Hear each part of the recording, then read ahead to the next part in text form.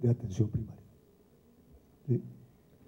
Entonces, para nosotros, digamos, todo este asunto de la ley es un nuevo reto formal, institucional, legal, muy importante, porque no tenemos nada de eso. Y sin embargo, paradójicamente, por ejemplo, cuando entró la alcaldía, comenzó la alcaldía de Garzón, cuando entró el Polo Democrático por primera vez a la alcaldía, nosotros hicimos parte del grupo que diseñó Salud a su Hogar, hicimos la capacitación del recurso humano de la Secretaría para hacer el programa de Salud a su Hogar con la Universidad de Toronto, y sin embargo no tenemos nada en atención primaria, porque lo hicimos con asesores extranjeros y algunos profesores que tenían experiencia y todo, pero que eso no se ha traducido en ningún efecto, digamos, interno, sobre todo en los pregrados.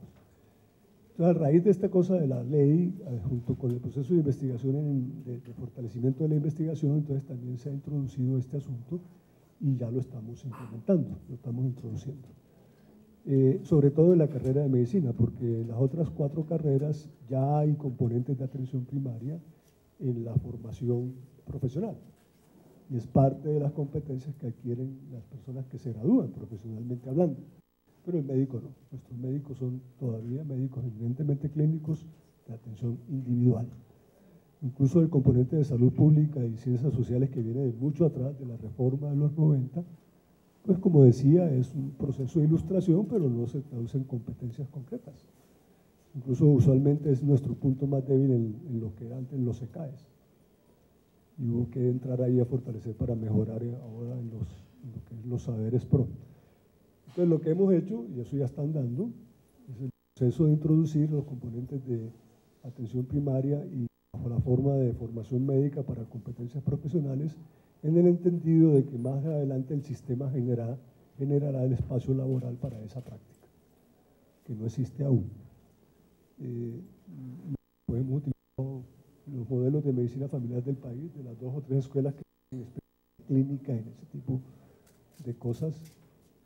Si bien sigue siendo una especialidad clínica, no es la típica atención individual, se trabaja con la familia, pero hemos utilizado otros modelos, el modelo canadiense, el cubano y el de Brasil, y también un poco nos ha servido el modelo de la Asociación Hispanoamericana de Medicina Familiar, que también tiene una experiencia muy grande y ha recorrido buena parte de todas las organizaciones que hay en América Latina que trabajan en el campo. Y estamos concentrados en este momento en sacar adelante esa reforma en el Consejo Académico para introducir los cursos que permitan formar en medicina familiar a los médicos. Igualmente en otras carreras, pero en menor grado, porque como decía, ya hay formación en la atención primaria. Porque el componente de atención primaria clínico típico ya está dado. Es decir, el médico que se forma individualmente para atender enfermos ya maneja la parte clínica de la atención primaria. Si eso no hay que enseñárselo. Lo que no sabe es qué es la atención primaria y cómo organizarla y cómo trabajar con grupos en vez de con individuos. Incluso a veces ni siquiera sabe moverse institucionalmente en un centro de salud que pueda atender funciones de atención primaria. Sigue siendo un médico eminentemente clínico, atender enfermos. Entonces eso tiene que aprenderlo. Y eso implica a su vez también trabajar a nivel de los posgrados, entonces ya también estamos formando profesores para que tengan, no tenemos un solo especialista en medicina familiar en ninguna de sus formas o variedades de las que hay en América Latina. Entonces ya hay por lo menos 2 profesores formándose y ya estamos abriendo un concurso para contratar profesores de medicina familiar, de los que hay en el país, para la parte de pregrado. Con eso es que creemos que estamos tratando de responder al asunto y esperamos poder apoyarlos ahí. Lo dejo ahí. El otro punto, los cursos. Como ustedes saben, nosotros no tenemos hospital universitario propio, lo perdimos hace 12 años, 14 años casi. Y entonces tenemos una gran experiencia en manejo de convenios, porque nos ha tocado lo anterior de convenios y con el nuevo, el de 2010. Y con el nuevo, pues ya hemos desarrollado buena parte de los que hemos tenido, ya los hemos renovado y hemos desarrollado lo que llamamos nosotros ahora los modelos de asociación. Tenemos la documentación, si a quien le interese se los podemos enviar. y hay ya, digamos, resultados de experiencia sobre cosas como las siguientes. Nosotros hablamos, con el decreto 2376 es un modelo de asociación entre dos instituciones autónomas, distintas. Aún si la universidad es propietaria del hospital, siguen siendo dos modelos, dos autonomías, ¿sí? Es más, legalmente, ninguna institución universitaria puede administrar una IPS en el país. Eso es ilegal, no se puede hacer, porque son misiones distintas. Es ilegal y da cárcel y todo lo demás. Ya ha habido algunas experiencias de ese tipo. Y ese modelo de convenio, pues lo que hace es regular esa relación, justamente desde ese supuesto, como le decía esta mañana el doctor Ortiz, son dos autonomías que hay que ponerlas en relación. Entonces nosotros hablamos de un modelo mínimo de esa asociación. Ese modelo mínimo es el modelo que está en el decreto, cuyo órgano regulador es el Comité de Docencia y Servicio, y hemos desarrollado ya una experiencia con respecto a cosas que le colgamos a ese modelo mínimo, que las tenemos que negociar en cada oportunidad, y que unas veces logramos que las acepten y otras veces no. La primera de ellas, una cosa que llamamos Comité Unidad de Gestión de Docencia y Servicio, distinta del Comité de Docencia y Servicio. El Comité de Docencia y Servicio se reúne una vez al mes, 2 meses, 3 meses, orienta, pero los problemas de la relación se dan cotidianamente. Sobre todo cuando uno no es el dueño del hospital. Y sobre todo cuando está con un hospital que tiene convenios con otras universidades, ¿sí? Entonces esa unidad de gestión la proponemos, y si no la aceptamos no hacemos convenio en instituciones donde nuestra presencia es significativa, donde tenemos muchos docentes y muchos estudiantes. En convenios que llamamos suplementarios o complementarios, de verdad, un profesor con 3 estudiantes una vez al mes, pues eso no tiene sentido hablar de nada de eso. Simplemente ahí sí es una práctica típica, un escenario típico de práctica. Lo otro está entre un hospital escuela y algo que parecería más un hospital universitario. Nosotros tenemos, y esa es otra paradoja, porque tenemos, como la corriente principal es el área clínica, el mayor número de docentes de los 305 que tenemos son también del área clínica, y están profesores para todas las áreas, y son profesores que vienen de la experiencia hospitalaria, universitaria, que les tocó hacinarse aquí en la facultad cuando cerraron el San Juan de Dios, y que todos los días están viendo a dónde van a hacer su labor en cuál hospital. De tal manera que nosotros lo que hacemos es, en un convenio, definir un espacio en donde nuestros profesores van a prestar servicio. No necesitamos que ningún médico asistencial nos haga docencia. Por lo tanto, nuestro principio en esa relación, y eso es un poco distinto de lo que han planteado aquí, pero es por esa razón, es que no aceptamos ningún pago de nada. El primer punto de toda negociación que hacemos en el convenio es si hay y si nos exigen pagar algo de la matrícula. Si es así y no hay forma de llegar a un acuerdo, no seguimos la negociación. No nos interesa. Además, no podemos hacer, legalmente no lo podemos hacer porque tenemos los profesores para hacer la docencia. Es distinto a una universidad pública o privada que no tenga profesores y que tendría que contratarlos. Entonces puede ser hasta mejor, no sé, en una institución que ya tiene sus médicos asistenciales, aunque estos no sean realmente profesores. Pero en el caso nuestro no, si lo hiciéramos sería un peculado y nos iríamos a la cárcel, que ya tenemos los docentes para hacerlo. Esa es una razón, pero además por principios, porque como nos ha tocado ya hacer la negociación, ya tenemos los cálculos, muchas veces ha tocado hacerla con hospitales públicos, incluso miren, es más dura la experiencia con los hospitales públicos que con los hospitales privados. Nosotros tenemos relaciones históricas con hospitales privados, la misericordia, desde antes de que incluso existiera San Juan de Dios, o el materno infantil, que es lo único que queda funcionando del San Juan de Dios, que es el público, y con ellos nos ha tocado construir toda esa relación, y los hospitales públicos suelen cobrar más, o suelen anteponer esa condición cada vez que vamos a negociar. Ya sabemos, por ejemplo, hospitales promedio aquí en la red del distrito obtienen aproximadamente 1.200 millones de pesos anuales por lo que le cobran a las universidades, de tal manera que cuando vamos a hacer esa negociación, lo que ya tenemos son unas hojitas donde le decimos, si aquí vienen 20 profesores con tantos estudiantes y todo eso vale al precio de mercado tanto, la actividad de un día promedio más turno, más etcétera, vale tanto, al año vale tanto, nos quedan debiendo. ¿Sí? Más bien, si nos ponemos a negociar, nos quedan debiendo. Mejor dejémoslo así. ¿Sí?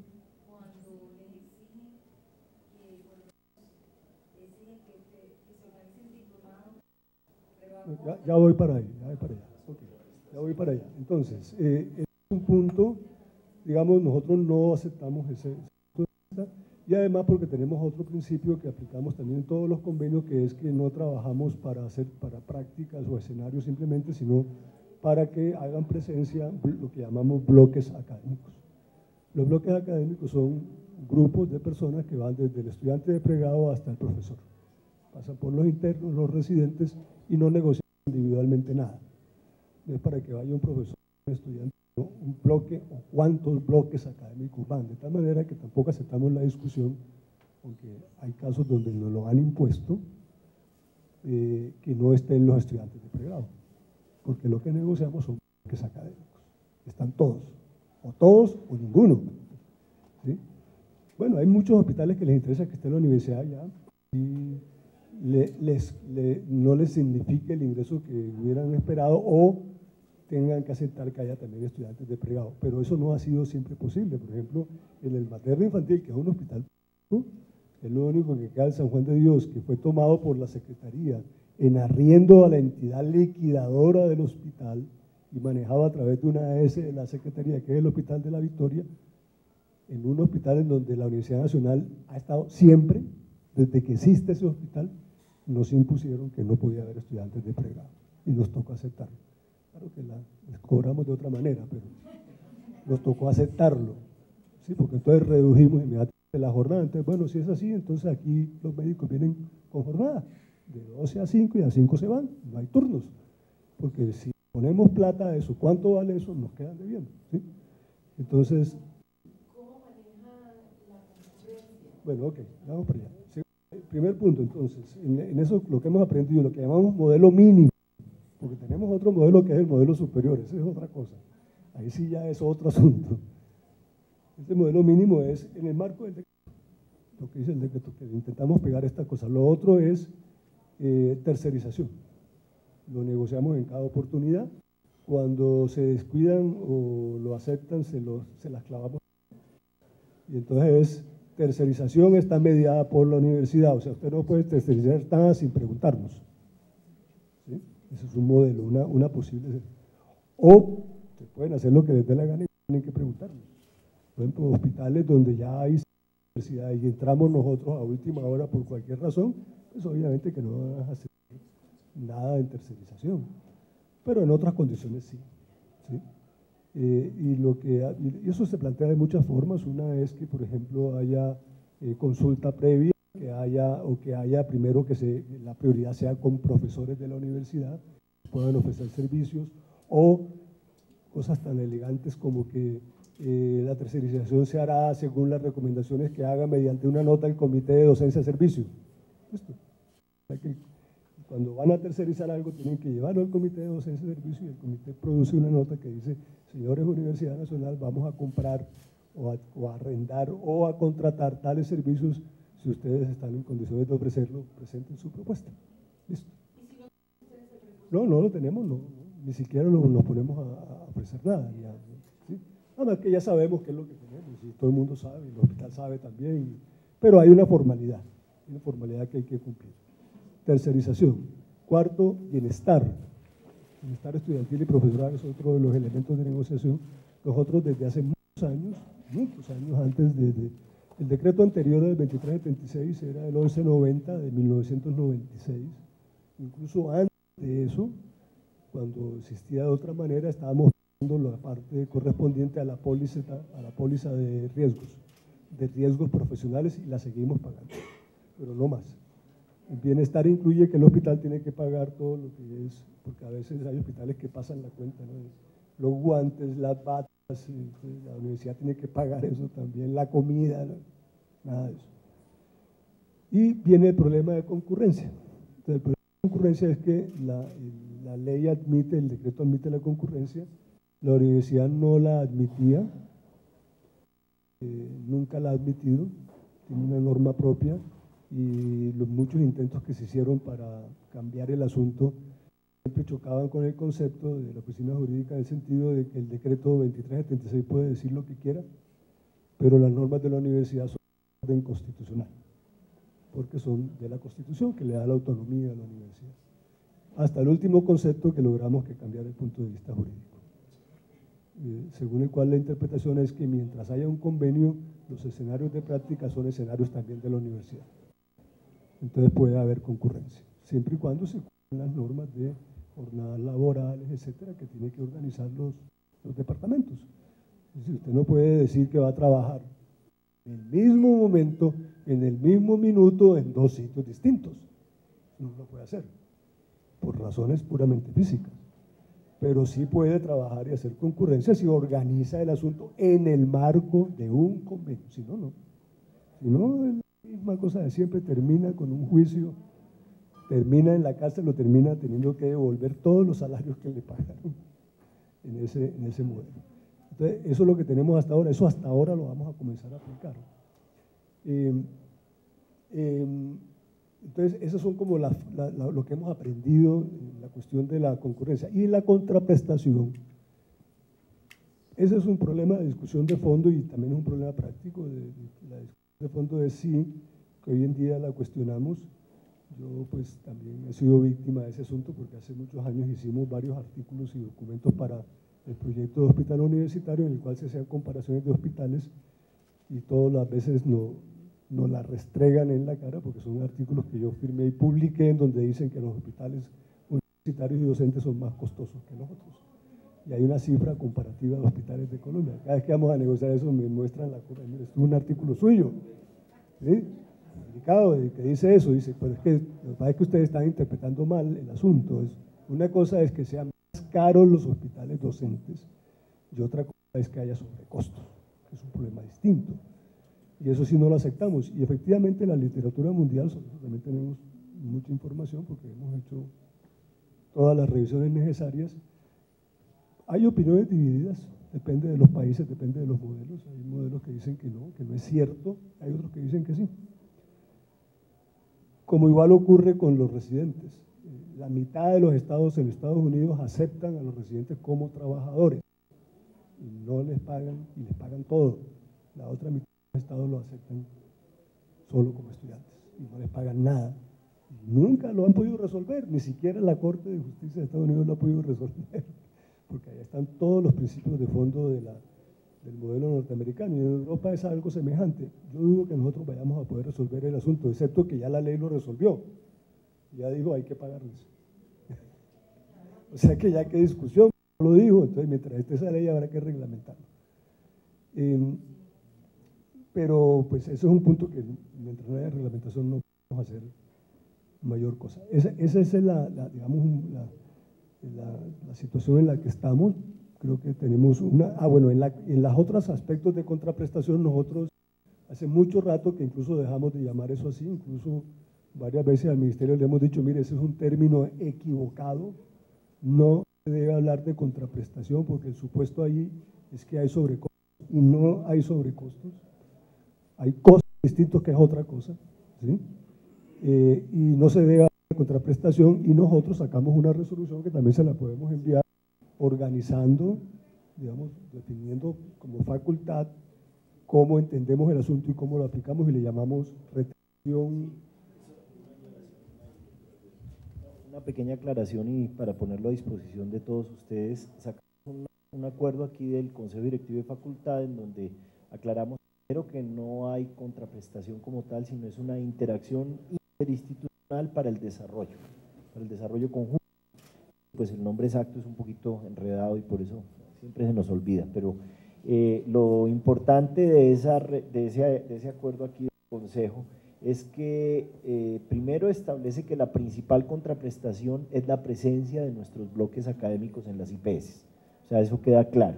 Segundo, establecemos una gradualidad en la forma como generamos interacción interinstitucional para el desarrollo asociada con los bloques académicos. Entonces, usted nos recibe entre 5 y 10 bloques académicos como IPS, nosotros le damos una cierta cantidad de contraprestación, vuelvo y uso la palabra porque sé que históricamente tiene un arraigo muy grande, pero si nos recibe un bloque académico nomás, o incluso se dan los casos como el del Instituto Nacional de Cancerología, que no nos recibe un residente 4 de cirugía plástica o un residente 4 de cirugía pediátrica, pues en ese caso ya la relación cambia. Pero sí, el cambio conceptual ha sido algo muy importante. Yo pongo a disposición de ustedes, les enviamos al correo ese acuerdo para que ustedes lo revisen y pues obviamente lo adapten como ustedes les convenga. Ese acuerdo menciona entonces cuáles son las listas de cosas que nosotros podemos ofrecer, que podemos contraprestar si se quiere. Y además se las enviamos al hospital antes de sentarnos a hablar, para que una vez sepa qué es lo que podemos hablar, que si vamos a hablar hay que pagar, no vamos a hablar, simplemente. ¿Sí? Y ahí hay un listado de cosas que incluyen este tipo de cosas, de cursos, de diplomados, de cuestiones de ese tipo. A veces solicitan algo distinto de lo que se está haciendo, bueno, se considera. ¿Sí? Y usualmente lo hacemos de esa manera.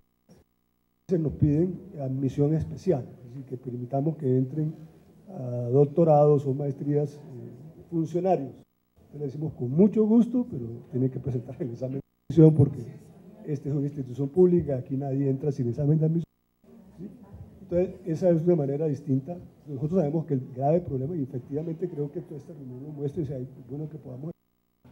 Una cosa es lo que puede hacer la universidad, aquí en Bogotá, donde solamente hay una universidad pública, excepto la Universidad Militar, que es la otra, pero que tiene otra dinámica.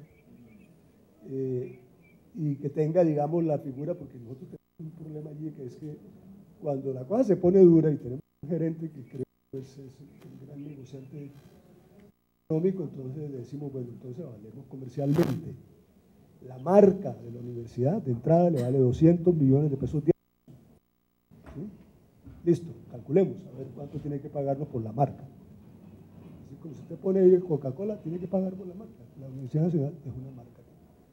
Segundo, ¿cuánto vale la gente? ¿Cuánto vale esto? ¿Cuánto vale esto? Yo, usualmente, como digo, nos terminan a deber, entonces mejor dejemos las cosas así. Pero eso no lo pueden hacer las otras facultades, ni la pueden hacer las otras universidades. Las otras universidades se le imponen, sobre todo si no tiene un cuerpo docente que le permita cumplir con ese tipo de cosas. Entonces, efectivamente es un problema muy complicado que hay que atacarlo y que tenemos que ver cómo lo podemos manejar. ¿Sí?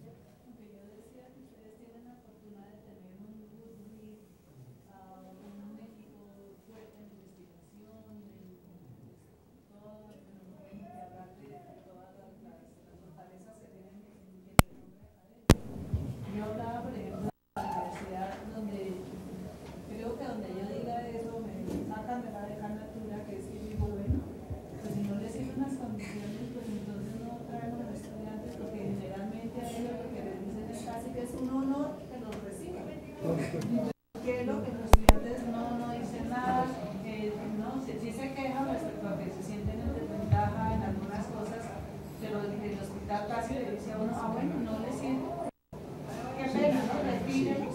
O sea, porque de pronto nosotros no estamos aún acreditados, es una escuela relativamente nueva, tiene 17 años, no es tan nueva, pero no es, tiene el renombre de ustedes, porque el programa... Sí, le imponen las condiciones, ¿sí? Eso es claro, eso sigue siendo un problema.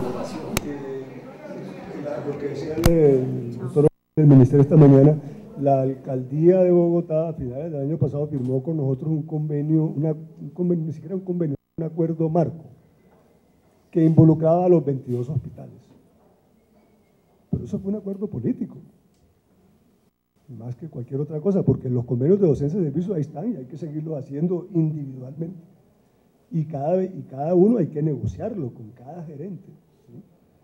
Entonces, ese era un acuerdo como una cobertura allí, porque la alcaldía política también necesitaba salir pues de mejorar su imagen pública para las elecciones, pero ¿ah? No le sirvió nada, perdió. Sí, nosotros tenemos el acuerdo y lo sirve, claro, por eso lo aceptamos, porque no le vamos a hacer el juego una política unilateral, si no hay un beneficio académico. Pero lo que quiero decir es que no reemplaza los convenios de docencia de servicios individuales. ¿Sí? Yo pregunto algo. A nosotros no nos ha dado resultados. A nosotros la Universidad de Cartagena, por toda la tradición que tiene la Universidad de Cartagena con pero acreditado. No, tenemos dos instituciones en las cuales se nos pone el gerente, no, las condiciones son estas, y si no, no. Pero un momento, doctora Gudelo, pero yo le digo algo, tenemos otros campos de práctica. De pronto aquí hay otras opciones. Aquí hay más opciones. Cuando hay monopolios naturales es muy difícil. Y no solo es... Tiene uno, ni siquiera puede engañar a nadie porque nadie le cree. No solo eso, sino que universidades. Ahora alcalde Petro, ahora estamos interesados en abrir San Juan de Dios y queremos hacerlo con una universidad pública. ¿Sí? Eso es una única, a ver cómo negociamos. Y ya uno metido en ese terreno, donde solamente puede negociar público, no tiene ninguna posibilidad de flexibilidad. Pero bueno, sí es cierto, esa es una de las soluciones. Pero yo quiero invitarlos a que saquemos rápidamente las conclusiones porque ya muchos de ustedes tienen que empezar a estudiar. Entonces, de todas maneras, la presentación que yo tiene preparada va a quedar en el grupo de documentos familiares. Sí. Lo otro es que algunas universidades de Bogotá, privadas, se han constituido en competencia para nosotros. Entonces, por ejemplo, la Clínica Universitaria San Juan de Dios dice, si no son ustedes, es la Universidad X o Y de Bogotá. Y de hecho, nos hemos encontrado con esos decanos allá en Cartagena. Entonces, nos amarran a nosotros. Claro, eso efectivamente volvemos a lo mismo. Si ustedes tienen una sola institución, es muy difícil de ver. Aquí no hemos encontrado ahí hospitales del distrito, los cuales nos interesa tener y que tienen ya 5 o 6 universidades que son privadas. ¿Sí? Y cuando nos sentamos a negociar, pues obviamente lo primero que debe quedar claro es que no hay negocio económico a menos que nos paguen. ¿Sí? Y segundo, si su proyecto es llegar a ser un hospital universitario, es con nosotros que tienen que negociar, no con ninguna universidad privada. Eso cambia la regla del juego, pero porque hay diversidad. Si nos tocara hacerlo con una sola institución, eso no sería posible. Y nosotros tenemos afortunadamente la posibilidad de escoger, ¿sí? Cosa que no ocurre en otras partes. Bueno, yo dejo allí, por favor, intentemos sacar algunas conclusiones, creo que ya hay unas propuestas que se han hecho, pero si alguno quiere proponernos algo, veamos cómo podemos seguir examinando este asunto, las ideas centrales, bueno, hay varias ideas, hubo la propuesta de trabajarle un proyecto de ley para hospital universitario, es una, la otra, sí, como ley, no un artículo dentro de una ley, sino una ley. Sí, por eso, y que desarrolle toda la cuestión de red y todo este tipo de cosas, porque el asunto de la 1438 es que tiene dos cosas que son complementarias, la red y atención primaria, y una tercera que no es complementaria con ninguna de las anteriores, que es hospital universitario, que es una institución. Entonces, eso es incoherente en esa ley, y no se dieron cuenta y así lo sacaron. Entonces, se supone que el hospital, en la red tiene que haber, o puede haber un hospital universitario, y tiene que haber atención primaria, pero quiénes y cómo se integran no se sabe, eso no está claro.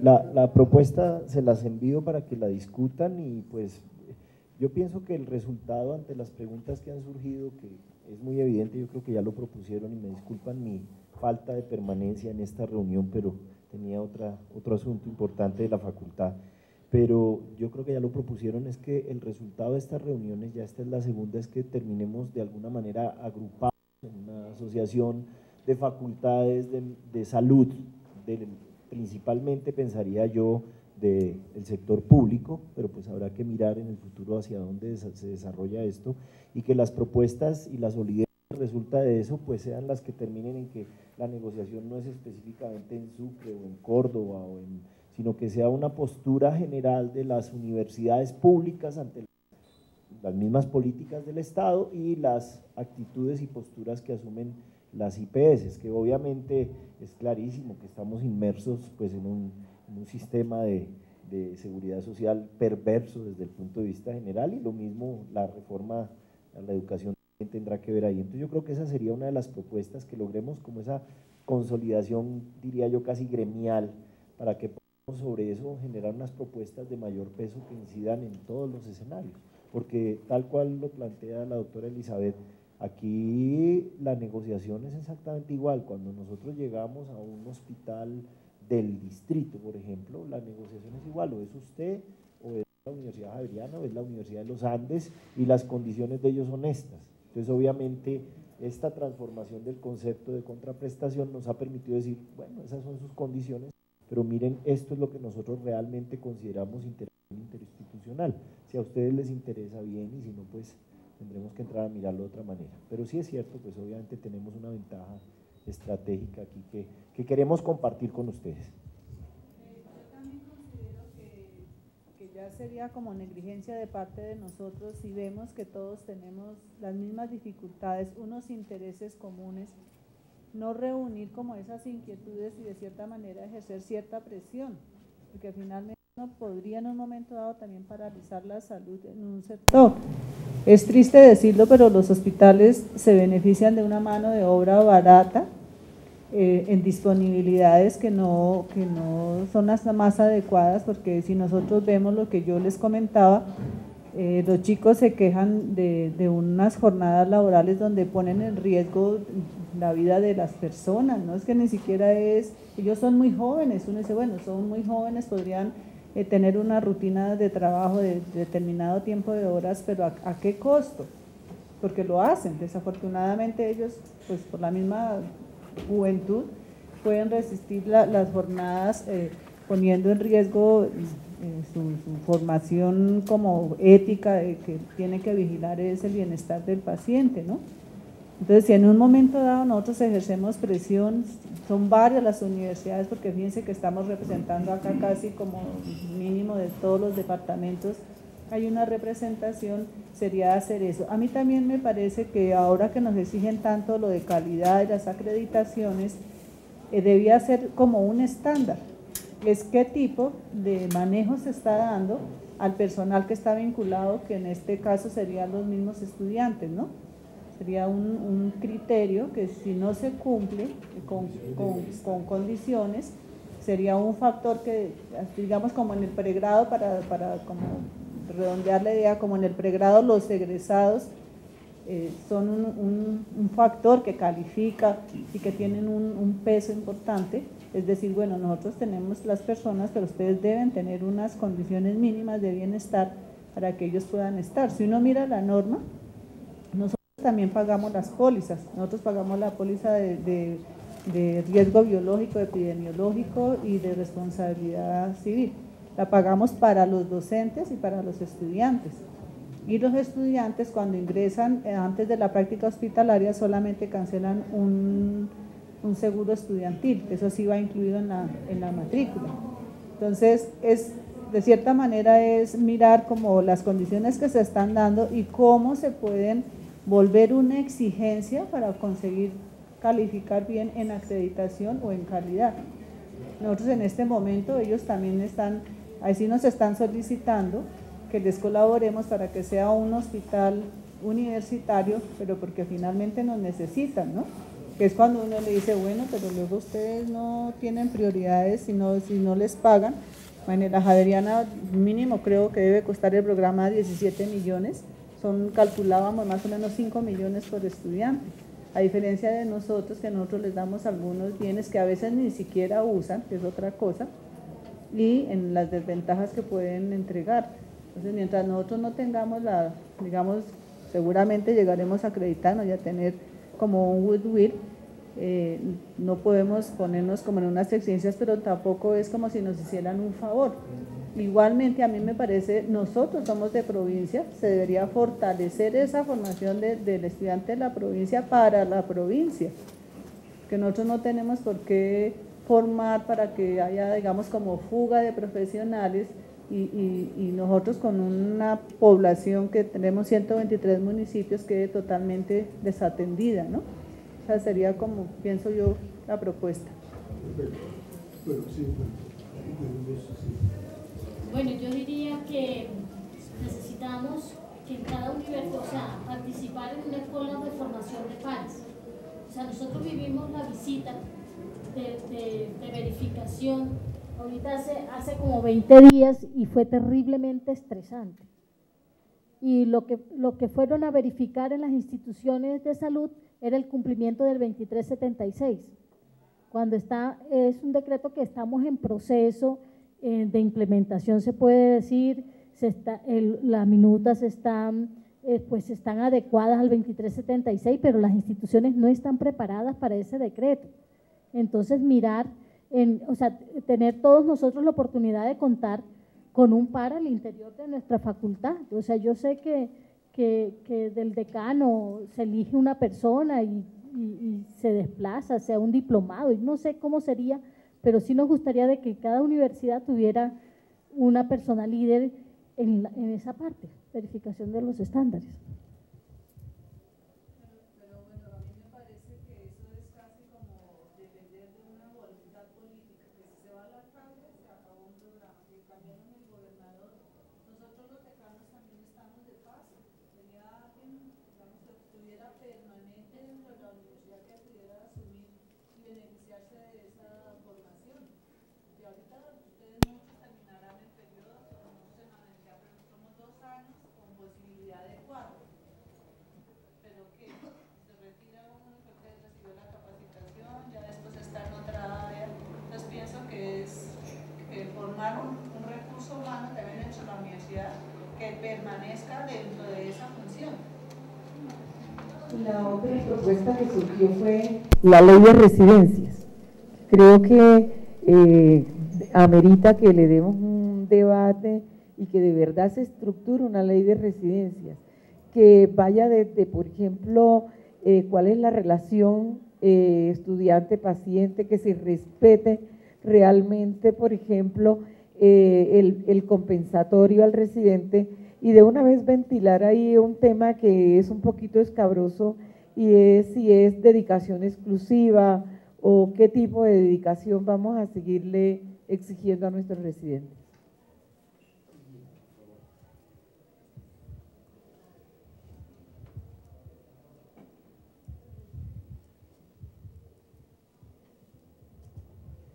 Gracias. Yo creo que hay una conclusión que pues, puede que sea para todos, pero sí para una buena mayoría, y es que estamos por fuera de la ley. No estamos enseñando la atención primaria en salud como la ley nos lo exige, ¿cierto? O sea que en ese orden de ideas hay que admitir como conclusión que no estamos preparados para trabajar el proceso de enseñanza-aprendizaje en las escuelas formadoras de talento humano en salud con la estrategia de atención primaria en salud. Si eso es cierto y lo admitimos, entonces lo que se sigue es que debemos empezar a trabajar o continuar trabajando en esto, y la propuesta sería una nueva reunión próximamente, y que es muy próxima, para que compartamos los avances que tengamos en cada una de las escuelas sobre la manera como estamos introduciendo esto en el currículum. Y tengamos en cuenta que no es solamente en posgrado, y no es solamente para medicina, y no es solamente para enfermería, es decir, esto se volvió un asunto general, y absolutamente todos los de los posgrados clínicos tendrán que estar pensando en atención primaria en salud, pues porque así está el mandato, así está el asunto. Tratando de responder esa pregunta que quedaba puesta allí, es pues como para no ir a convertir la atención primaria en salud en una asignatura, en una cátedra, sino cómo diablos vamos a volver estrategas en atención primaria en salud a los estudiantes de medicina en el componente clínico, que lo necesitan, y en el componente no clínico, diría yo comunitario. ¿Cómo lo vamos a hacer? Es decir, ¿cómo seguimos siendo que ellos, cómo hacemos lo posible para que ellos sigan haciendo clínica y siendo muy buenos clínicos, pero que se vuelvan estrategas en ese asunto de la atención primaria en salud desde la... pero claro, evidentemente, ¿sí? Es que de ahí en adelante, es que cuando yo hablo de trabajar… Lo complicado es cómo hacer para que ellos se motiven a capacitarse. Pero ojo, que hay que hacerlo, ¿cierto? Es decir, eso pues… Esa es la voluntad política ya de las directivas Claro, de la claro. universidad. Claro, es que como estaba escrito ahí es que ya no es una cosa optativa. Yo puedo enseñar atención primaria en salud si quiero o no quiero, no, ya lo tengo que hacer. Y si a alguno le da por decir usted está incumpliendo la ley porque acabo de meter la nariz en su currículum y no encuentro la estrategia, puede que tengamos líos en todas estas escuelas, ¿o no? Pues porque, insisto, es que deja de ser una cosa que yo lo ponga a mi amaño, sino que está y yo no sé cómo jugar a la autonomía universitaria, qué pena pues, pero eso está ahí puesto y habría pues que hacer como la discusión en términos de eso.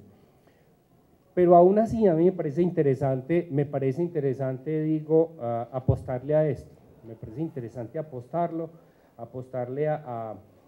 pues que a través de eso nosotros podemos seguir haciendo una serie de cuestionamientos interesantes a este sistema. O sea que, en resumen, es admitir que no tenemos la preparación para esto. En segundo lugar, empezar a trabajar desde cada uno de los programas y de las escuelas los currículums para esto, compartir, es decir, no necesariamente que es lo mismo para la nacional que para la tecnológica, que para la UIS, es decir, hay una serie de diferencias bien importantes, pero la idea es la manera como lo vamos haciendo, pues porque habrá muchas cosas que nosotros podamos aprender de todas vuestras mercedes. Y lo otro es que eso no se va a quedar solamente en los pregrados. Tenemos como varias propuestas. Una de ellas es todo el asunto de contraprestaciones. Entonces allí, bueno, nosotros podemos enviarle lo que hemos desarrollado, pero de pronto con todo lo que se planteó aquí, lo que ya sabemos, podríamos hacer como una especie de solicitud al ministerio que la firmen las facultades, planteando el problema, diciendo que eso requiere una solución muy próxima, muy pronto.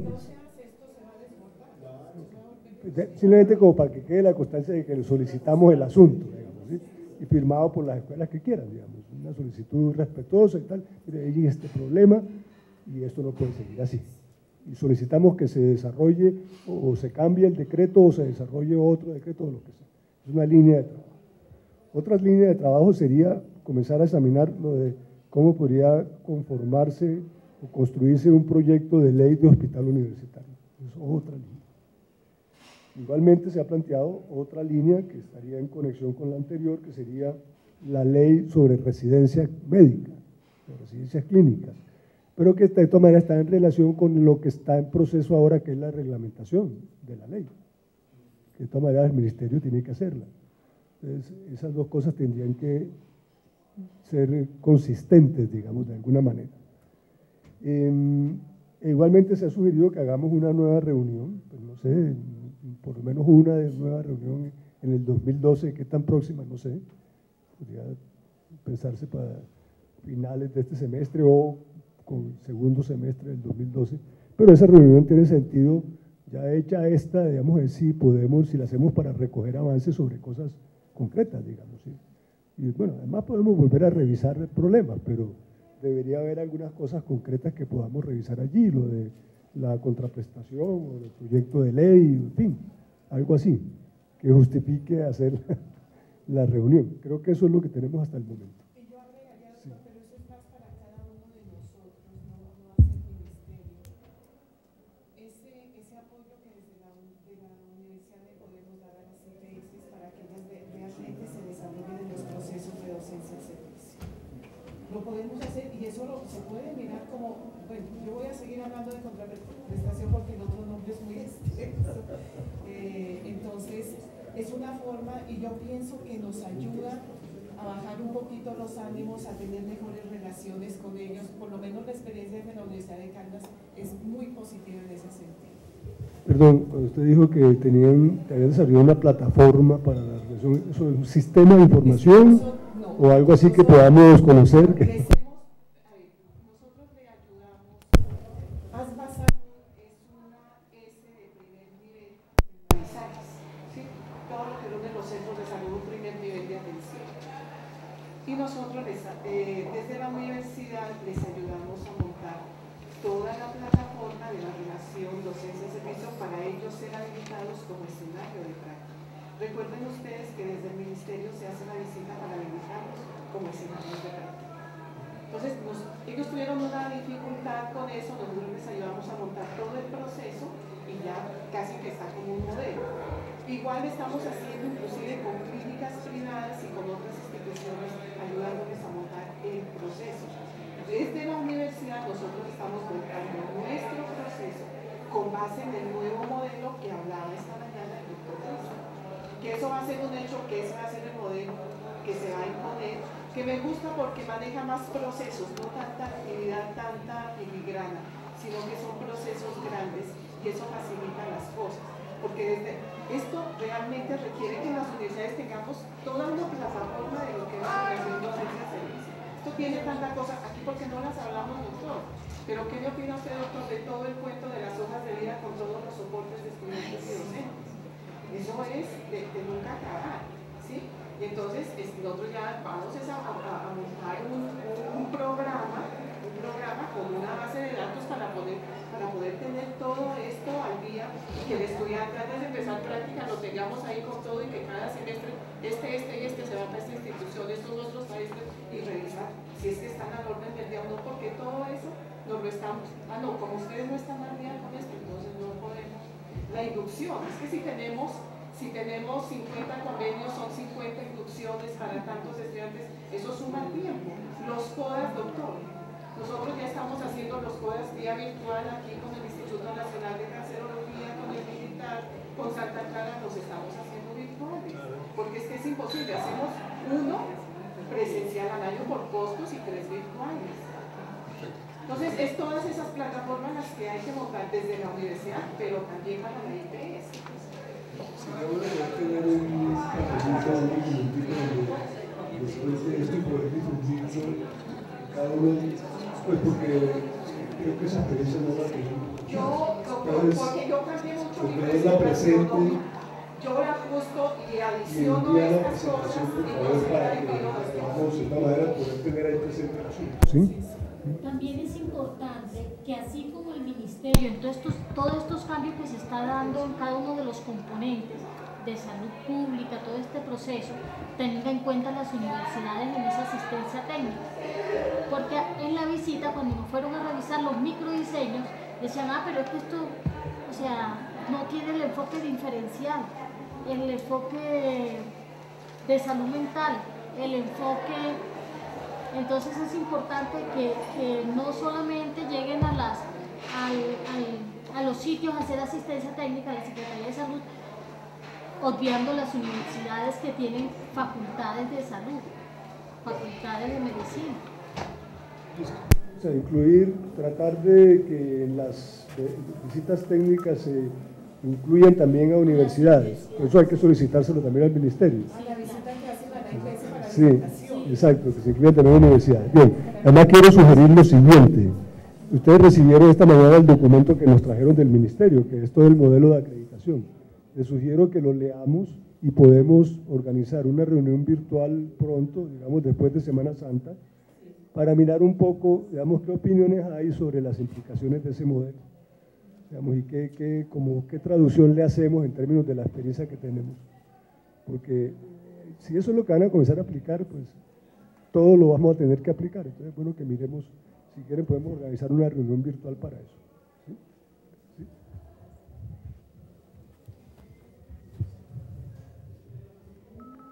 Bueno, buenas tardes, yo soy Sandra Inés Rosso, soy funcionaria del Ministerio, consultora del Ministerio de Salud, y el viceministro, el doctor Carlos Mario Ramírez, me delegó para estar el día de hoy en la reunión.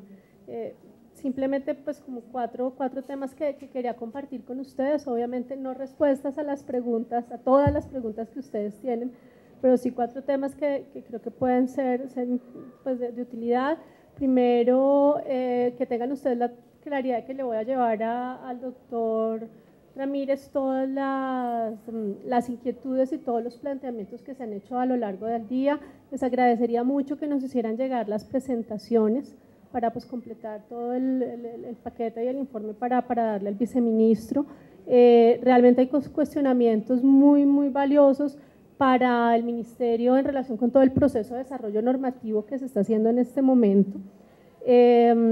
Esperamos nos sigan invitando porque pues obviamente creo que una labor importante estando uno en el ministerio es cómo no perder el contacto con la realidad de lo que pasa en el país en los diferentes ámbitos, con los prestadores, bueno, con los aseguradores, pero también desde lo que está viviendo la academia. En el tema de APS, como lo manifestaba la ministra el día de ayer en el Congreso Internacional de APS, el ministerio en ese momento está haciendo le está apostando a una construcción conjunta en el país de lo que es todo y cómo se va, cómo se va a abordar en el país la APS, entendiendo una realidad en este momento desde el punto de vista del ministerio, y es que estamos en un sistema donde hay un aseguramiento. Me gustó mucho la diapositiva de esta mañana del cuadrado y el óvalo, porque obviamente es parte de los planteamientos que al interior del ministerio nos hemos hecho, como lo decía la doctora Beatriz ayer en ese foro internacional. Hay incluso al interior del ministerio posiciones diferentes y abordajes diferentes del tema. Pues yo no voy a entrar en detalle a hablar del tema de APS, pero creo que temas claros es uno, para nosotros es toda una estrategia transversal que necesitamos armonizar con el Sistema General de Seguridad Social, que definitivamente tiene 3 pilares o 3 componentes complejos de desarrollar individualmente y además en sus interrelaciones. Entonces estamos hablando del tema de la intersectorialidad, el tema de la participación social, comunitaria e individual, y estamos hablando además de todo el componente de servicios de salud, que les decía, en sí desarrollarlos uno a uno es diferente, es muy complejo. Imagínense, y también nos lo hemos planteado, cómo vamos a lograr la interacción entre esos componentes a su vez. El proyecto de decreto que está en este momento en discusión o que se ha puesto al país a discusión no es un decreto de APS, o sea, eso es algo que el mismo decreto en su enunciado dice, no es un decreto que reglamenta la atención primaria en salud. Muchas personas lo han entendido así, y pues obviamente creo que eso es parte de las múltiples reacciones que hay. Si uno lo ve desde esa óptica, es un decreto que ve en 2 herramientas que trata de hacer el abordaje a 2 herramientas de la APS, una que son las redes integradas de servicios de salud y otra los equipos básicos en el componente de servicios de salud. Ahí quedan cosas como, bueno, ¿cómo van a funcionar los equipos? ¿Cómo se articulan los equipos básicos para la intersectorialidad? ¿Qué pasa con los equipos básicos en relación con el tema de participación social? O sea, hay muchas cosas, como lo decía la ministra ayer, pues muchas cosas por trabajar. Les extiendo una invitación a que lean el documento y nos hagan los comentarios. El documento está puesto en la página web del ministerio. Esperamos recibir comentarios hasta, bueno, cuanto antes. Digamos, ahí hay una fecha planteada que es el 2 de abril, básicamente para pues, hacer ajustes y demás, pero también tener pues otros abordajes. La ministra hablaba ayer de un nuevo decreto, es decir, un decreto o un marco para todo el tema de APS, porque pues obviamente el decreto pues es, digamos, puntual en esas 2 herramientas. Entonces les extendemos realmente una invitación a que nos hagan sus comentarios y tan importante como eso, que nos puedan ayudar a plantear propuestas. Algo que hablamos hace unos días con el viceministro en una reunión es